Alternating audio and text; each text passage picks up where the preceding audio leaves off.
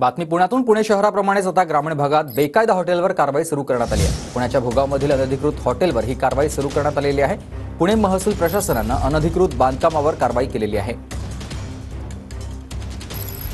पुण्यातल्या ड्रग्ज प्रकरणानंतर भोगाव त्याचबरोबर पुणे शहरामध्ये असणाऱ्या हॉटेलवरती महानगरपालिकेकडून थेट तोडक कारवाई जी आहे ती करण्यात येते. आपण पाहतोय की भोगाव परिसरामध्ये असणारं हे जॅक्सन हॉटेल होतं. या हॉटेलवरती सध्या महापालिकेनं कारवाई जी आहे ती केलेली आहे. मात्र इथल्या हॉटेल मालकांची अडचण जी आहे ती मात्र वेगळी आहे. त्यांचं म्हणणं आहे की तोडक कारवाई करताना कोणत्याही पद्धतीची पूर्वकल्पना जी आहे ती महापालिकेनं दिली नाही. त्यामुळे हा सगळा परिसर जो आहे याचं नुकसान मोठ्या प्रमाणावरती झालेलं आहे. मात्र आपण पाहतोय की महानगरपालिकेकडून JCBच्या साह्यानं हा संपूर्ण परिसर जो आहे तो या ठिकाणी तोडण्यात येतोय. इथले मालक आपल्याबरोबर, आपण त्यांना विचारणार आहोत का नक्की तुमची अडचण आहे. तुम्ही असं म्हणताय की तुम्हाला नोटीस दिली नाही अथवा काय सांगण्यात आलं का? आम्हाला महानगरपालिकेकडून नोटीस मिळाली नव्हती, त्यांनी नोटीस दिलीच नाही.